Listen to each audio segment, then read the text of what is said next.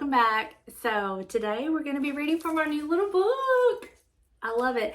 I did get some questions if that was Marjorie Holmes on the back, and yes it is. There's a close-up of her if y'all are interested in what she looks like.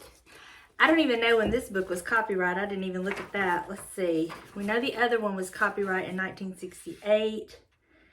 This one was copyrighted in 1971. So, another good one. I've been praying, and I do have a testimony I want to share with y'all. I don't know if I've told y'all over here or if I've mentioned it on my other channel. Some of these things I can't keep straight on who I tell what. But notice there's no brace on my wrist.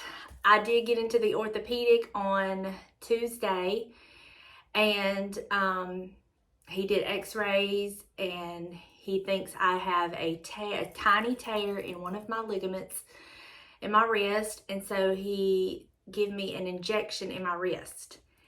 And he said I should know if it's going to work in 3 to 7 days, come back in a month. If it's not working for me, then they'll have to do an MRI and kind of see what's going on in there. Well, Tuesday night, I had a horrible night. It hurt so bad. I woke up Wednesday morning just in so much pain, like worse than I had been in, and a restless night. But last night, as I was kind of getting ready to go get a bath and kind of get ready for bed, I was like, wait a minute. Y'all, my wrist feels amazing. There's a slight, the slightest little bit of, but nothing like it was. And this is today's Thursday. So I definitely think the shot is going to work. And I give God all the praise and glory for this. Prayers had went out for my wrist. I did not want surgery. I did not know what was going on, but I knew I couldn't continue in the shape that I was in. And he just led me to the right doctor, allowed the doctor the knowledge and wisdom on how to handle this. And I'm just expecting it to just continually improve, and really expecting to have to cancel my appointment, and not have to go back, because he did tell me that. He said, if it works and you're fine, then you can cancel the appointment. If not, I'll see you back in a month. So all praise and glory to God for that. And I'm nobody special, y'all. If he did it for me, he can do it for you. So whatever it is that you're going through, he's much aware, and he can answer your prayers too. I had to go through that for a month, and I know that is nothing compared to some of the things that some of y'all are facing. I get that. But, at the same time, it was painful for me, and I prayed about it. I just prayed and prayed and prayed about it, and tried to handle some things and do some things myself, and that didn't work. So then, go to the doctor, and through the Lord used the doctors, just like he used the doctor to heal my daughter after 28 years. God can use doctors to help us, and he can do a miraculous healing and not need anybody, but at the same time, he can also use doctors. So I just want to thank him and give him all the praise and glory, and let it be an encouragement to you that just because he doesn't fix it instantly does not mean it's not in his will to fix it. So I'm just thankful, and we are continuing to pray for all the prayer requests down in the comment section. Y'all are just so amazing to reach out and to pray for one another. And I've read so many of y'all thanking Brenda for this little book, and I thank God that he used Brenda because he knew he could trust her. He knew she would be obedient. And I thank her so much for her obedience to God, because many lives are being touched and people are being encouraged in a time when we need that the most. And I thank her for her obedience and for her willingness to further the kingdom of God. So with all of that being said, I'm anxious to get into this little book to see where he leads us. I've been praying, and I'm like, Lord, I want you to show up and show out. Just be there with us, help us, give me what you want me to speak, and just let it just touch the individuals it is meant for. Let them receive the blessings and the encouragement and the words from the Lord. So let's just see where he leads us.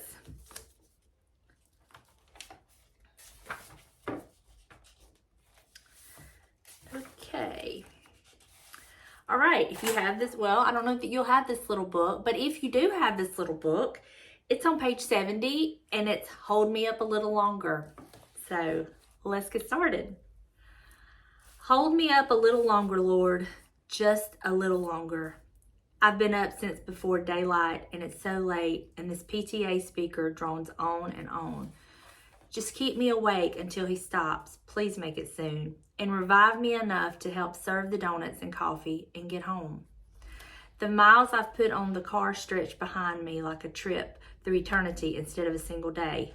To market and to music lessons and the vets, to the laundromat after our machine broke down, to the doctors after our son got hit with a baseball bat.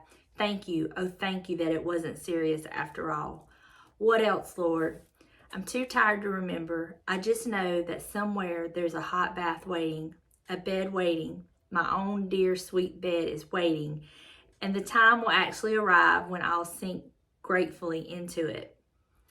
It will even be morning tomorrow, next week.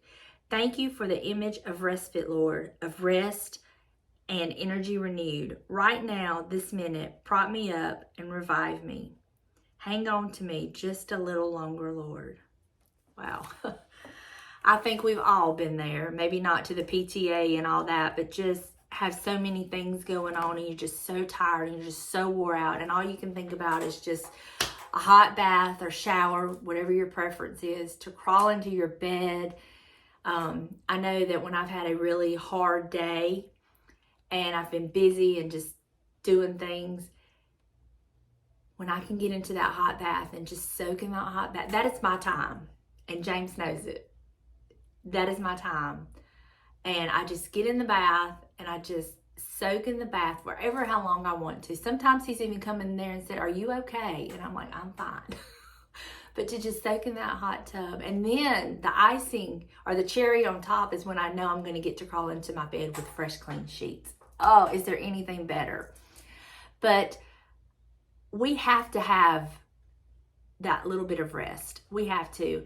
And if we are going through, if you're raising kids and you have that issue, or if you're, in my case, not to just keep bringing it up because like I said before, I know there are others that are going through more, but the whole wrist issue, that was exhausting because anytime you're in pain, it can really take a toll on you.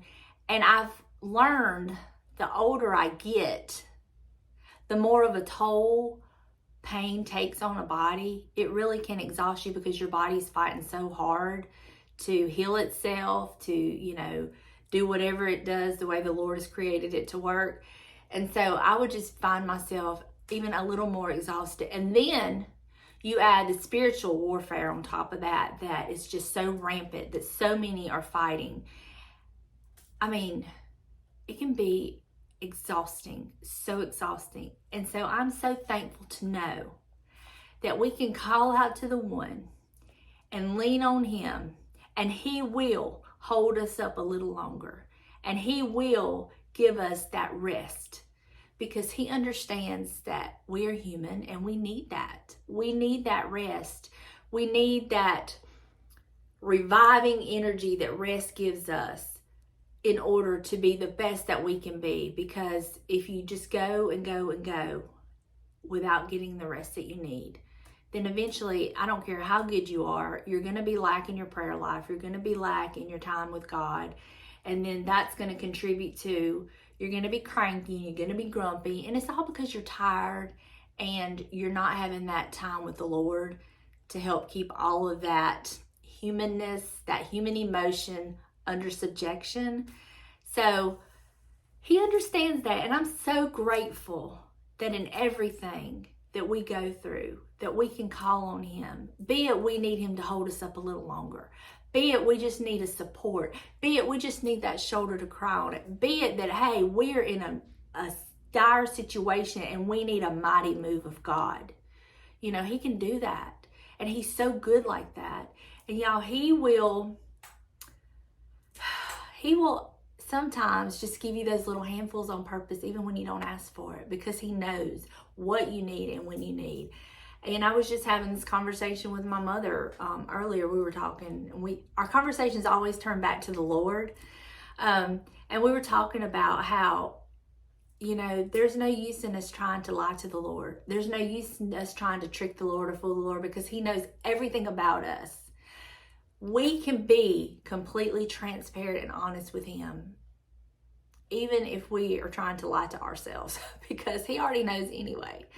And He will take whatever situation we're in, if we allow Him to, and He will work it for our good. Now, that being said, it may not look like that's what's happening as you're going through something. I've had to go through some things. I've had some great losses that I just could not understand why it was happening. But I trusted God anyway. I got in my prayer closet anyway. I got into my Bible.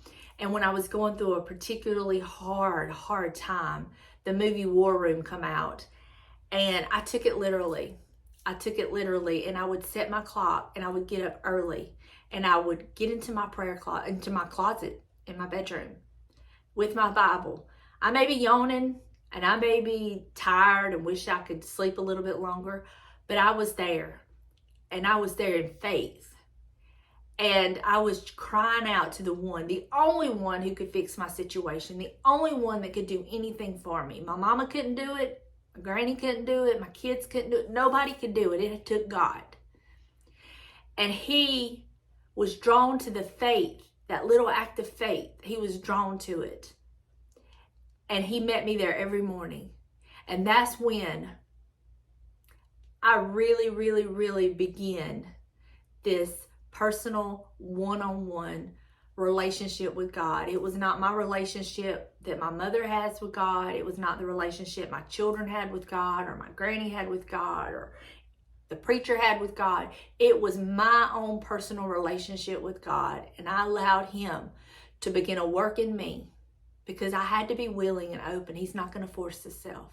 So when I say I allowed Him, I mean I really allowed Him. I prayed, God, Your will be done in my life. Your will be done. I can't fix anything that's going on, God, but You can. And let me tell you something. When I started doing that, I was already in a mess with some things going on in my life. And then it became a bigger mess. And I was just like, I didn't understand why. It seemed like everything was falling apart around me. And I could not understand why. Because here I was being obedient. I was making special time for the Lord. I was going into my war room. I was praying. I was in the Word. I was making changes in my life. I was allowing God to work on me, to get rid of things that He didn't like in me, and to replace it with things He wanted in me. And everything was falling apart around me. Everything, y'all. I had lost my husband. I had lost my job. Yeah, James and I was divorced. I had no job to support myself. Everything was falling apart. But God took what I thought was falling apart, and He put everything back together better than it ever was before. I got my husband back. We remarried. I got a different job. We were a family again. And then God has allowed me to see just what He can do in my life. And I've continued to let Him work in my life. And He's brought me to this point, because I want to be obedient, and I want to do His will, and I want to be what He wants me to be. And although in my personal life, even my family around me that was going, they couldn't understand what was happening. They couldn't understand why all this was going on. They couldn't understand it. I lost a very good job that I had worked at for years, and was just out of the blue. You're fired for no reason. I had a mortgage. I had a car note. I had expenses, and no job, no husband, no one. My mother couldn't afford to help me. My kids couldn't afford to help me. I had to depend on God. But y'all, I never missed a payment on the house, on the car. I never missed a meal. Nothing. God provided. God made a way. And looking back now, I still don't know how it happened. I still don't know how he provided and made a way, but he did. And it was because I was obedient. And it was because I put him first. And it was because I allowed him to work on me and to do his will in my life. And it hurt, y'all. It hurt. I'm not going to lie to you. Growing pains in the Lord hurts. And when you're going through it, I mean, we're all human.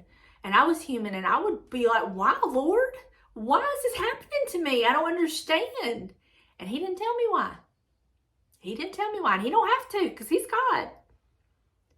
But I continued every morning to get up and get in that closet every day and pray. And y'all remember those little crumpled up papers and prayers that I told y'all that I just had to give to God, and I left them in my closet? Yeah. And then as he began to answer them one by one, I threw them away.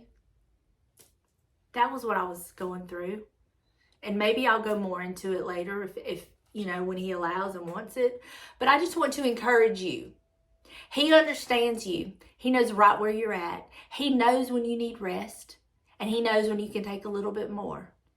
I didn't think I could take and go through everything I was going through. But it made me who I am today. And it gave me the faith that when I come to things today, and there's still been things that have hit me in the face, and I would just cry out to the Lord because I didn't understand why or how anything was going to get done or whatever. I can look back on those moments and draw from that and draw that strength from that and remember what he did for me. And he's the same God now. And he's got me. He's got you. You may be going through something right now and you're doing everything right. You're doing everything you know to do and you're doing it all right. And it still looks like everything is falling down around you. And you're sitting there. Why? And you see the ones around you who are not doing their best, who are just living like they want to live. And it just seems like everything's just falling in their lap. Yeah. Get your eyes off them. Get your eyes off of them and get it on the one who can do something for you. Don't let that be a distraction to you. You keep your faith in God and you just keep knowing, I don't understand, God, but I trust you. And I can't tell you how many times I would tell him that. I don't understand, God, but I trust you. I don't know why this is happening, God, but I trust you. I don't know why you're allowing this to happen, God, but I trust you. I don't understand why I got to be the one to go through all this hurt and this pain, but I trust you, God. And if this is where you want me and this is what you have me do, God, I trust you. I trust you with my life because you are the only one that has ever died for me. I trust you, God. Hold on to your faith. Trust God. You can trust him to hold you up a little bit longer. He's got you. I believe it in Jesus' name. He's got you. And my life is not perfect. It's not perfect. Just plain and simple, it's not perfect. But I love my life. And it's because I've let God be the God of my life and be in control of my life. And I go to him with everything. Everything. I go to him with everything. I don't care how silly it may sound to someone. I don't care how it may look to others. I go to him with everything. And I want him to have complete control of my life. I can trust him. You can trust him. He's got us, y'all. He's going to hold us up as long as it takes. He's got us. I love y'all. I hope this has been an encouragement to you. I hope that whatever you're going through, you will know you can trust God. He makes no mistakes, y'all. He makes no mistakes. And when it looks like everything is falling apart around you, just keep trusting in him because it is amazing what God can do. He can take a mess and fix it and you don't even know how he did it. You don't even know how. But he can do it because he's God. I love y'all and I will see you in the next one. Bye, y'all.